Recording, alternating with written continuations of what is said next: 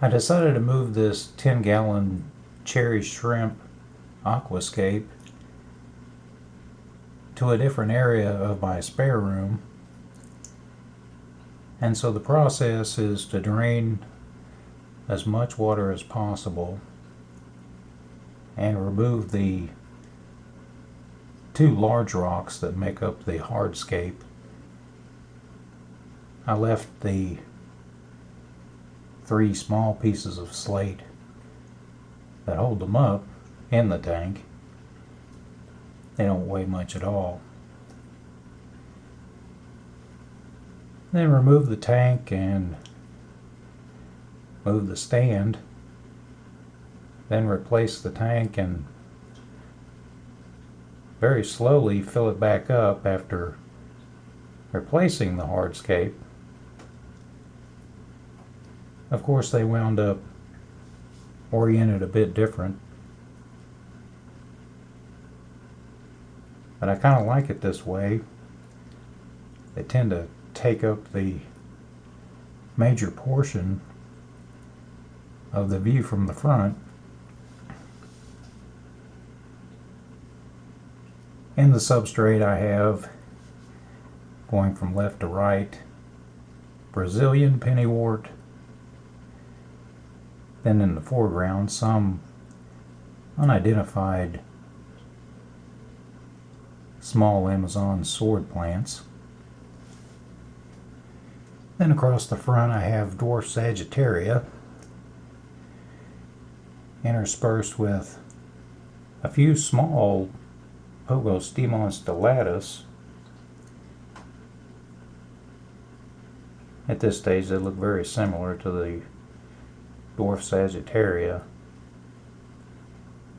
but if they do well, it grows quite tall. It's also called Octopus because of the radiating leaves. Then on the right there is dwarf pennywort. In the background a bit more of the Brazilian pennywort. And finally, almost completely obscured, some water sprite.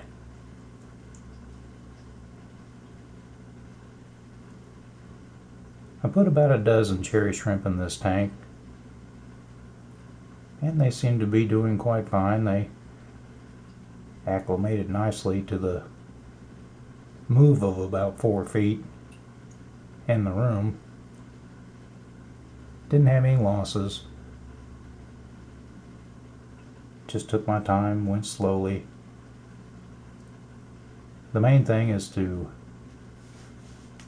replace the hardscape very carefully so as not to crush any shrimp.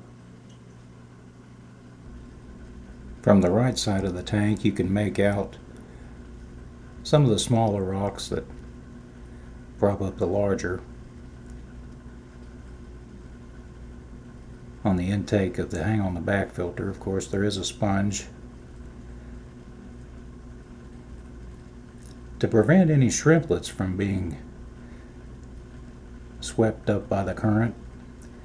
However, in the 120-gallon tank I have 2 Emperor 400 hang on the back filters. And although I don't cover the intakes with sponges or mesh, I've never found any casualties of shrimp in the filters.